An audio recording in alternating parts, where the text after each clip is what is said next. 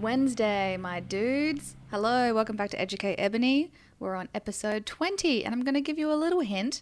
After this episode, there are only 3 left of this season. Yep, sit down, strap in. We're nearing the end, which is really exciting. I've got some great guests lined up, including this episode. It's going to be a great time. But as usual, let's revisit last week, where I spoke to Sam Dillon of LUNE, and he told me to listen to Grey Britain by Gallows. I have to say, it was a pretty intimidating album to hear about. Very heavy lyrically, and I guess musically to match as well from what it sounded like. I'm not going to lie, that scared me. I didn't know if I'd like it. It sounded really cool, but just very hefty. But yeah, no, when I did listen to it, there'd been a lot of storms in Brisbane lately, so I sat out the front and just watched the lightning come in. But the album itself, very accessible. I actually really liked it. It was hard-hitting, and you could feel almost, I don't know, his emotional pain. But at the same time, the music really lifted you up and didn't make you feel like you were being weighed down by all the lyrics. There were some nice piano bits, which I really liked. I'm sure you guys know that by now. I'm a big fan of piano. And I just think it was very, very clever songwriting. My favourite songs on the album, definitely Misery. I think I really liked Leeches as well. It had a really cool riff. But honestly, it was all really listenable. I liked it all. What a great album. If you haven't listened to Grey Britain by Gallows, definitely check it out. And as usual, if you want to check out what I'm doing on socials, just come follow me. Say hi. Tell me what you reckon. Or don't. You can just be a lurker and just like my stuff. Or not even like my stuff. You don't have to do anything. But, it's there. The option is there. You're very welcome to. You can see all my listening notes, especially on Instagram. Go check out the story highlights. I've got them all in there. So, yeah. But anyway, let's move on. Let's get to this episode right now. For this episode of Educate Ebony, I would love to introduce Krys Smith. He is the guitarist and main songwriter for Melbourne metalcore band LUNE, and they've just dropped a new song actually called Factory Fire's Funeral Pyre Outward, which I'm quite a fan of. And if you stalk his Instagram, which I'll link in the little description thingy, it's filled with pictures of bands and, guitar picks and stuff. But if you go back far enough, there are some cute cat pictures. And if you listened to the Dreg episode previously, you know that we love cats on this podcast. So, Krys, welcome. Thanks very much. Yeah, we all love cats. Whoever doesn't like cats, there's something wrong with them for sure. That's right. I mean, we haven't talked about dogs on the podcast, so this is a cat lovers podcast. Oh, yeah, I'm all about it. I love all animals, but me and my girlfriend at the minute are looking at getting a dog. It's just when the money allows it and all of that. But, oh, yeah, all animals are good animals. Yes, but cats, superior. Yeah, they're pretty sick. They are the best. And I do have to say congrats on the new track. I think it'd be exciting to hear what else you guys put out in the future, but I do need to ask about the song title. It's very long. It's got brackets and everything. How do you guys come up with song titles? That's my brother's domain. So my brother's the vocalist in the band, Nathaniel. Essentially, the song itself lyrically is kind of about where the world is headed in terms of the climate crisis, and kind of thought of from a parent's perspective of raising a child at the age we're all at now, into a world where we're not too sure whether there's going to be a world anymore. So it's a little bit depressing, but, reality, I suppose. And Nathaniel, he, is pretty intense about that stuff, really deep kind of guy. He likes to really confront those issues. Like the last 2 singles obviously have been pretty confronting because, he's expressing the way he feels about it all. And, we all feel the same too. So in terms of the song title, I've actually never asked him, but I think... From what I could see, factory fires being globalized pollution in the world because of, consumerism and such, and massive factories leading to funeral pyres being literal burning bodies of people because, got the world slowly heating up and there's not much we can do about it. In terms of the bracketing being outward, the single we released previous to this was Exit, which was called Inward. And so there may be some sort of release with the both together called Inward Outward. Ooh. There you go. Ooh, some insider knowledge. Very good. Yeah. Well, let's talk about music, cats and songs aside. What do you think the one metal album is that I need to hear? Oh God. Did you plan for this? No, hell no. Did Nathaniel tell you anything? Absolutely not. But that's the best way. You get the real answer. So essential metal albums is what we're going for. Oh God, essential metal. Okay, if you want essential metal, Lamb of God's Sacrament, that's a good one. That's proper metal. That's like cargo shorts metal. But if you're thinking about like actual like melody and stuff, I couldn't go past like Lost Forever, Lost Together, Architects. It's a great album. And the follow-up to that's really sick too. All Our Gods Have Abandoned Us. Yeah, big Architects fan. But then again, like you get into the prog stuff like Periphery and Tesseract, which I froth. So like Altered State by Tesseract is probably still my all-time fave. Well, you got to pick one. You got to tell me. I'm not going to choose out of the list. You got to do it. Let's go with Altered State by Tesseract. I haven't listened to that one. I have listened to their newest album. Oh, no, sorry. Portals, which is a live experience of like whatever all their songs are. Yeah. They're a crazy live band. Did you watch their live stream? Oh, yeah. Yeah. Loved it. Quite good. Yeah, insane. They've got like 2 or 3 sound engineers in the band and they record themselves. So I just expect anything that comes to them to be ridiculous. Damn. Okay, so why'd you choose this album? You mentioned the other ones, but then why this one? I feel like over the years when albums come out, you know, you kind of go through phases with them or whatever, but that's the one for me that's really stuck with me. I've never really let go of it.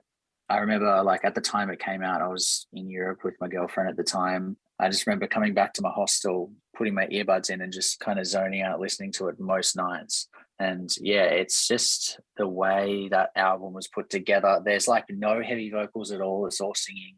And it's just front to back, like phenomenal album. Wow. You know, I know a bit of Tesseract and I do like prog and prog metal. So what for you makes this album so great? Are there certain aspects that you love or like little cool bits? I think coming from a songwriter's perspective, the way Ackle intertwines the songs. So the album itself is in 3 parts and like there's I think 3 or 4 songs to each part. So it's like Of Matter, Something Else, you know, are very prog names. That's a theme with that band. Like their first album, there was Concealing Fate, which is like this crazy 27-minute epic thing that's broken up into 4 songs. And so they've always kind of had that thing going on through their whole career. So for me, I think that is kind of like their magnum opus kind of things. It's just the way he intertwines things and like uses different parts of songs later on in the album to make you like think about it. It's just really cool. Really cool. That's so in depth. I mean, I guess as a guitarist songwriter yourself as well, is that stuff that you think about? Just be like, cool, if we're making a whole album or a whole EP or whatever, how can you like link things all the way through or like reference an earlier song? Oh yeah, absolutely. Like, yeah, a lot of the new stuff I'll actively like be thinking about how I'm linking the sections together or whether I'm going to like use part of the song from earlier as a motif for later in a different section and kind of intertwine it to make it sound a bit wacky. I like listening to a lot of instrumental albums because of that sort of thing. Like I can kind of listen to it and break it apart and see how it all works kind of thing. And it's just really super creative songwriting that from like an outsider's listener's perspective, you wouldn't pick up on the first listen. Yeah. It's just when you get into it a bit more, you're like, oh shit, I swear I heard that before. Yeah. So this one come out, when did it come out? Actually, you said you were overseas. I think it was early 2014 or late 2013. So quite a while ago, but okay. Just, I suppose that's a testament to how much it stuck with me. Yeah. And you said you were overseas. How did you find it? Did it just like pop up? Oh, you were following them and you were like, oh, new album out today. Yeah. Let's go listen. Yeah. I'm just pretty much a massive sweater for that band. Like I went and saw them in, I think we're in somewhere in the Netherlands. I saw them there. And then like after I saw them the first time, I was like, oh my God, I wonder if they're anywhere else. Like while I'm on this trip, if I can see them in another city. And they were. So I saw them in Denmark as well. So oh my God. Massive nerd. So yeah, I'd been following them for years as, you know, just being a guitar nerd kind of guy, following Misha from Periphery, and those guys are always kind of like chatting with each other. So you catch on who's in what band. And yeah, I just started following them really early on. So when that album came out, I was like, yeah, let's do it. And it just so good. Yeah. So had you heard like their previous albums, or how does this stack up for you in terms of their discography? The previous album was One, which was with the first vocalist, Dan. Dan's back in the band now. But Dan left the band after the first album. The whole fan base was like, oh my God, what are we going to do kind of thing. And there was this massive hubbub. And then they put out the second album and had this other guy who sounded a bit similar to Dan, but just no heavy vocals at all. And it was just like musically just perfection. Like you look at your own work and you're like, oh, I wish I could have done this, wish I could have done that. I listened to that album. I'm like, these guys are definitely not thinking that. And if they are, they're crazy. Yeah. So yeah, it's for me, it's like, it is the top of their stuff. As much as I love Sonder for like just bangers and like a couple of really heavy tracks. And Dan's still my favorite Tesseract vocalist. That album is just chef's kiss. Mm. And I feel like with prog albums as well, you can listen to it so many times and just be like, oh, I never heard that little bit. Or like, I don't know, something in the background comes forth, or you discover something else. Do you still find that with this album? Yeah, every now and then, yeah. Yeah, no, I still find it every now and then, especially with the instrumental versions, because yeah, I find that you can zone in much more and pick out bits of the songs. And for a lot of their stuff, there's a lot of drones and stuff going underneath the rhythm guitars. So you tend to hear a lot more of that when it's instrumental. And yeah, I'm always picking up on new stuff with them because it's Layer City. Like their songwriter did a Nail the Mix session pretty recently, and there was just like hundreds of things stacked on top of each other. So you'd be picking things apart for ages before you actually figure out what the hell's going on. Yeah. I feel like that's also why people maybe feel a bit intimidated by this sort of music, because they're like, I don't understand what's going on. I'm like, you don't have to understand. You just have to listen. And then every time you listen, you understand a bit more anyway, Yeah, you just take more in. It's really cool that way. Like, I feel like heavy music as a whole, I was actually having this conversation with a dentist the other day. Like, he was like, why are they so angry? How are they so angry? And then they get off stage and they're lovely people. I'm like, it's not about being angry, man. It's like, some people go and do sports for, an outlet, and some people get on the stage and scream their guts out, So it's just an expression, I suppose. And yeah, just sick. Definitely. Well, tell me about the album. Are there any standout tracks, or are there any aspects that you like where you're like, yes, this riff right here in this song, amazing, you got to hear it? What are you feeling? I think there's a track called Resist, which is really cool. It's like the second part in one of like the major songs. There's a riff towards the end, and you'll know it when you hear it. It just, it comes out of nowhere, and everybody knows that riff. It's sick. Also, there's just like the classic standalone single from that album was Nocturne, and that track just still bangs like hell. It's so sick. Yes, I've heard that track on their Portals album, but it'll be interesting to hear it in this album, and like where it sits and how it interacts with the other songs as well. Album structure, I think, is something everyone thinks a lot about. I don't know necessarily about the average everyday listener, whether they're like, oh, that song should have gone here or should have gone there. But I tend to appreciate how it is. Is there anything that stands out for you where you're like, oh, this song is perfect right there because of this reason? I find it really hard to pull that album apart because it all flows into each other. There's not really any stops abruptly and goes into a new song. It all feels like it interacts.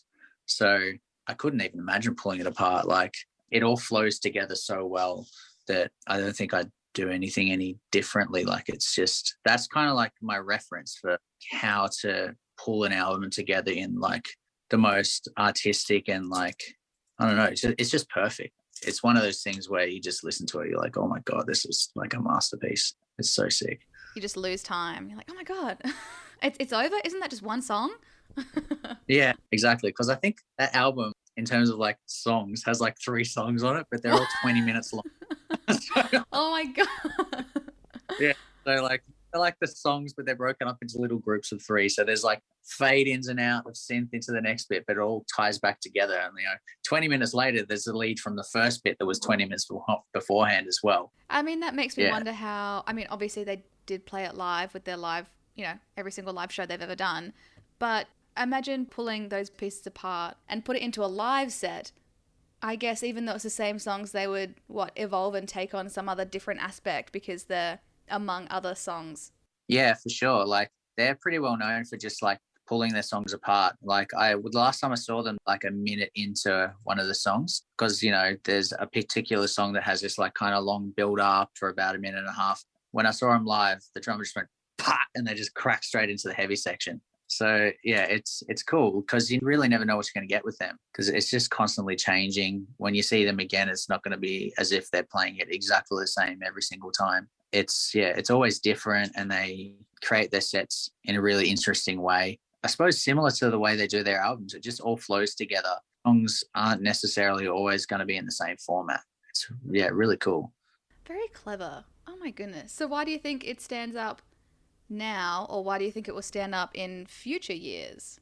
As in, like, when we look back, we're still going to be going, yes, that's the Tesseract album. I think because there's nobody that sounds like that yet, or a lot of the time you find someone cracks onto like a really popular sound and all of a sudden everybody's doing it. I can't see anybody ever really being able to do that sound apart from them because they are psychopaths.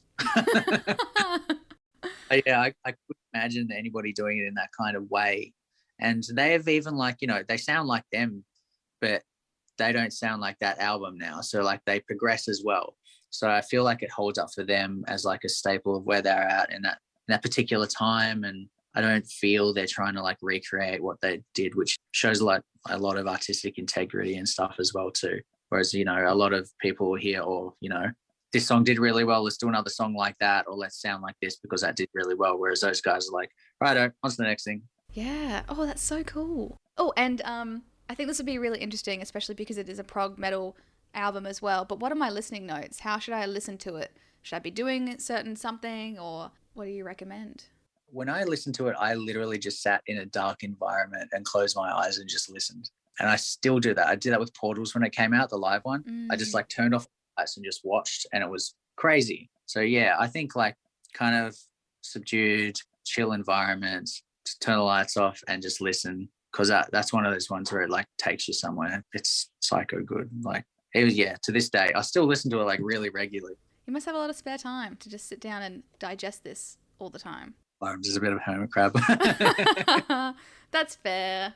Haven't had much of a chance to do much of anything else anyway with COVID, just apart from home. Oh, yeah. Yeah, sorry about that. Well, do you have anything else to add about this album before we wrap it up? Listen to it. Okay. I like that. I'm ready. Alrighty, there we have it. The one metal album that Krys Smith thinks that you and I should listen to is Altered State by Tesseract. Krys, thank you so much for your wisdom. I can't wait to listen to it from your point of view. That's okay. No worries.